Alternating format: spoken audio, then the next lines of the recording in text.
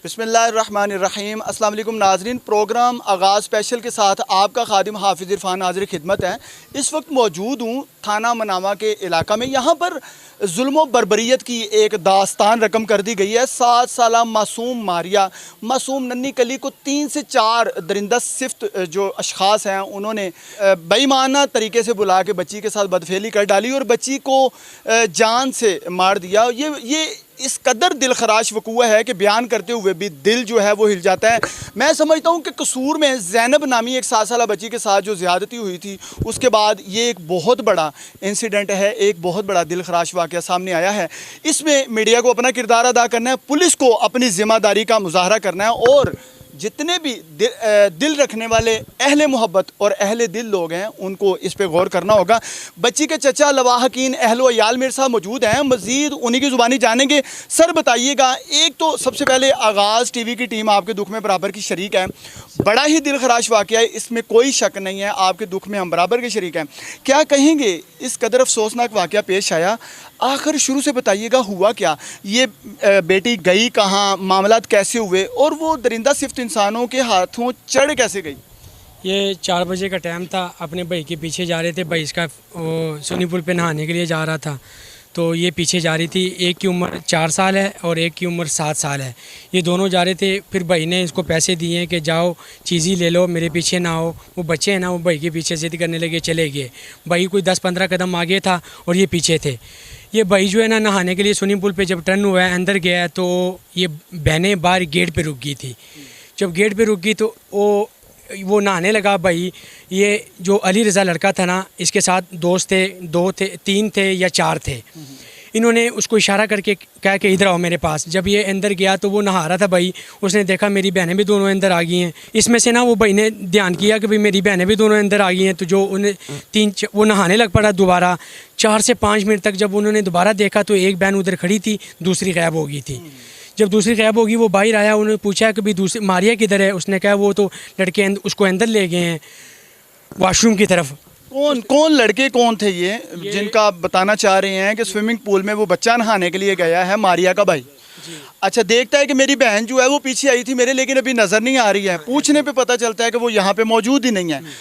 कैसे पता चला कि वो लोग हैं और कौन लोग थे ये, इनके नाम भी बोलिए। ये एक तो नाम अली रज़ा है ना, जो फूम का मालिक है, और बाकी उसके दोस्त हैं या भतीजे या कज़न है या चाचे के बेटे हैं, वो उसको ही पता है। ठीक है, ये काम पुलिस का है ना, वो बाकायदा पता करे। ऐसे ही है सर, पुलिस का काम है। तो ना वो जो बाहर आया तो छोटी बहन को पूछने लगा कि किधर है मारिया। उसने कहा कि भाई वो मारिया तो इस तरफ लेकर गया। उन्हें ऐसे देखा तो उधर वो वॉशरूम था। उन्हें कहा इस तरफ किधर जा सकती है। उसको हाथ से पकड़ा तो घर आ गया। तो घर माँ को कहता है कि भाई मारिया आई है, तो माँ ने कहा नहीं मारिया तो नहीं आई। वो जब दोबारा उधर गया है तो वो उन्होंने गेट लॉक कर दिया था। जब गेट लॉक कर दिया तो उसमें एक खप्पा था वो दीवार में, उसने उधर आवाज़ मारी कि भाई इधर मेरी बहन है। तो 5 मिनट बाद गेट खोला तो वो जो अली रज़ा था ना, उसने उसको धक्के मार के उसको कहा कि इधर तुम्हारी बहन नहीं है, जाओ। उसने कहा नहीं मेरी बहन इधर हो सकती है, मैं देखना चाहता हूँ। इसमें से उसकी चप्पल नज़र आ गई थी उसको कि मेरी बहन की चप्पल पड़ी है। उसने कहा कि नहीं मेरी बहन इधर से नहीं जा सकती क्योंकि इधर चप्पल पड़ी है उसकी। उसने कहा नहीं तेरी बहन नहीं है, ये चप्पल किसी और की है, जा चले जा। उसको धक्के मार के तो उसको वापस भेज दिया। इसमें से 1.5-2 घंटे लगते हैं तो वो पुलिस आ जाती है। पुलिस जब आ जाती है तो पुलिस आके बाकायदा उन्होंने बताया होता है कि इसका घर ये इस बच्ची का उधर है। तो जब पुलिस आती है तो वो कहती है कि यार ये किसकी बच्ची हो सकती है।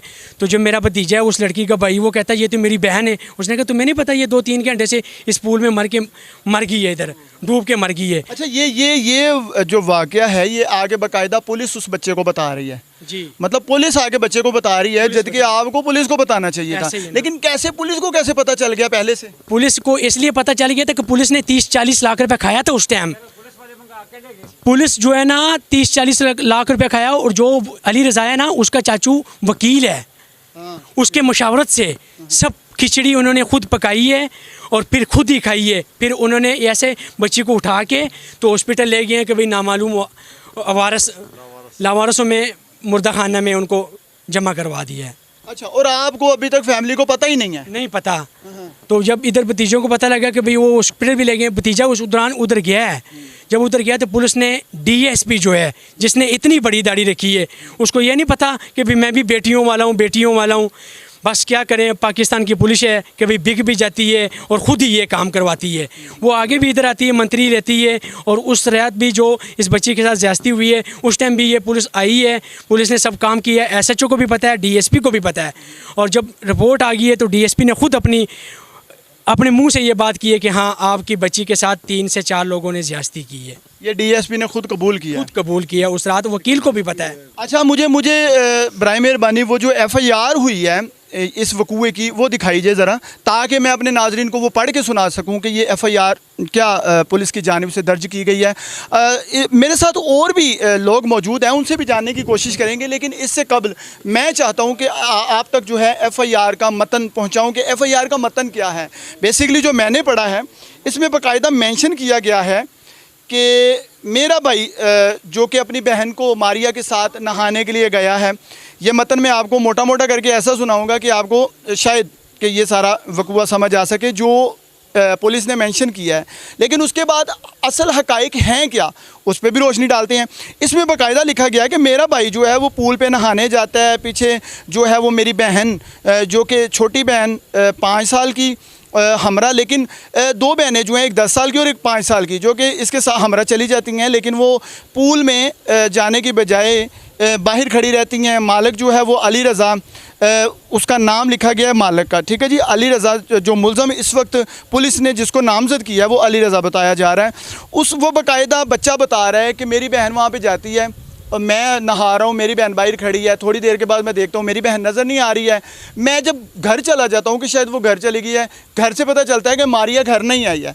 जब मैं वापस आता हूँ पूल पे और एक छोटा सा वहाँ पे सुराख नज़र आता है, क्योंकि गेट बंद कर दिए गए हैं पूल के, और छोटा सा सुराख नज़र आता है। जब बच्चा वहाँ से देखता है कि मेरी बहन अंदर मौजूद नहीं है, तो बाद में पता ये चलता है कि उसकी बहन जो है वो पूल में डूब के मर चुकी है। अब पुलिस ये मेंशन कर रही है कि अली रज़ा जो है वो डूब के मर चुकी थी। अली रज़ा उसको उठा के हॉस्पिटल में लेके गया है और वहाँ पे डिक्लेयर कर दिया गया है कि भाई अली रज़ा ने मेरी बहन को मार दिया है। जबकि अब मैं यहाँ पर थोड़ी सी रोशनी ये डालूँगा कि जब मेडिकल आता है, मेडिकल में बच्ची के साथ बदफेली जो है वो बाकायदा क्लियर कर दी जाती है, क्लैरिफाई हो जाता है, मेडिकल में हर चीज़ सामने आ जाती है। तो फिर पुलिस कैसे विदाउट एनी मेडिकल FIR दर्ज कर सकती है? अगर आप कहती हैं कि प्री इन्वेस्टिगेशन में वो नहीं आया था, ये नहीं आया था, तो अभी तक पुलिस को चाहिए था कि ये 28 तारीख का गालबन वाक़या है, पुलिस को चाहिए था 27 तारीख का वाक़या, पुलिस को चाहिए था ना अभी तक FIR को में मेंशन कर दिया जाता।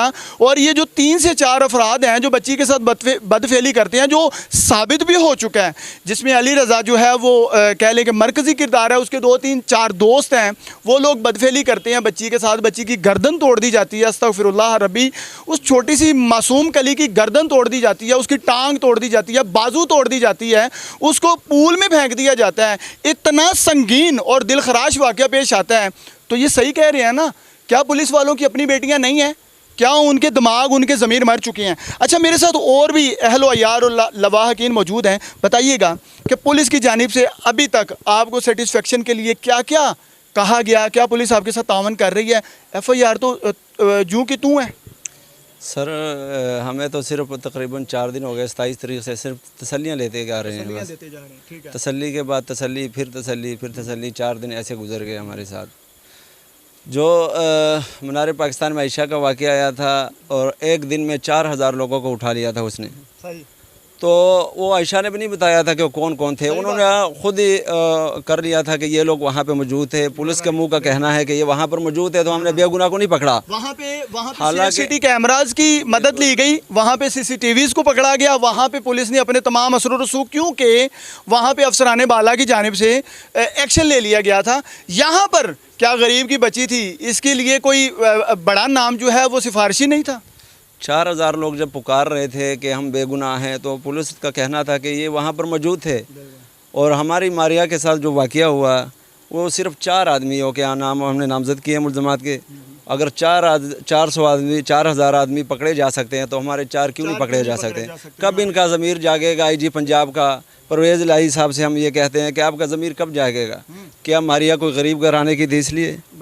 आयशा का कोई नाम था या कोई टिकटॉकर थी, तो ये हम पश्तून हैं या फिर गरीब है, हम कोई पाकिस्तानी नहीं है या मुसलमान नहीं है, ये हमारी सबकी सांझी बेटियाँ सांझी होती हैं। तो हमें इंसाफ क्यों नहीं मिलता? क्या हमें मजबूर किया जा रहा है कानून को हाथ में लेने के? कानून का तो हम देख रहे हैं 5 दिनों से, तो ये ख़ुद ब खुद हमें मजबूर करते हैं। ये ना हो कि हम कानून को हाथ में लें और जगह जगह में हमारे जितने पख्तून बरादरी हैं हम फिर अपनी हरकत में आपका हक है पुरअमन एहतजाज करना, आपका हक है। लेकिन मैं ये पूछना चाह रहा हूँ कि क्या पुलिस उसके बाद आपके साथ कोई राब्ते में नहीं आई, या आज या कल में आपके साथ कोई राब्ता हुआ, या कोई आया आपकी जानिब आला अफसरान में से? 27 तारीख के बाद आज 31 अगस्त है, आज ही हमारे पास एक ऑफिसर आए हैं, ठीक है, उन्होंने वो भी तसल्ली दे के चले गए। ठीक है। एक भी पुलिस वाला हमारे घर नहीं आता, उनके घर उनके उस 27 तारीख को उनके डेरे पे आकर बैठती है, बोतलें वगैरह पानी पी के चली जाती हैं, फिर आती है शाम को, फिर उधर आती है, फिर चली जाती है पुलिस। हम अगर थाना में जाते हैं, थाना मनावा में, तो हमें धक्के मार के बाहर निकाला जाता है। और ये उसका जब भाई गया था उधर, तो उन्होंने उनसे पूछा कि आपका केस किसके साथ है, उसका नाम बताएं। वो बेचारे को तो पता नहीं, तो धक्के दे के बाहर निकाल दिया, पहले पूछ के आओ। और वही डीएसपी आकर इसके डेरे पर बैठकर इतनी दाढ़ी रख के उसके डेरे पे बैठ के बोतलें वगैरह पीता है। तो हमें ये क्या मेरा सवाल CCPO लाहौर जो कि सरबराह पुलिस लाहौर हैं जनाब ग़ुलाम महमूद डोगर साहब, सर आपकी सरबराही और ये पुलिस, आपने तो पुलिस की बड़ी कमांड टाइट कर रखी है, आप तो पुलिस को हमा वक्त जो है उन पे नज़र रखे हुए हैं। तो सर खुदारा नज़र करें, यहाँ पर एक मासूम कली, एक छोटी सी नन्ही परी जिसके साथ इस कदर जुल्म बर्बरियत हुई, लेकिन इंसाफ फराहमी क्यों नहीं हो रही है? क्या कहेंगे अब, किससे अपील करेंगे? आगे का लायामल क्या होगा आपका? अगर इंसाफ पुलिस की जानिब से फराहमी में देर हो जाती है तो क्या मैसेज देंगे? अफसरान बाला को क्या कहेंगे?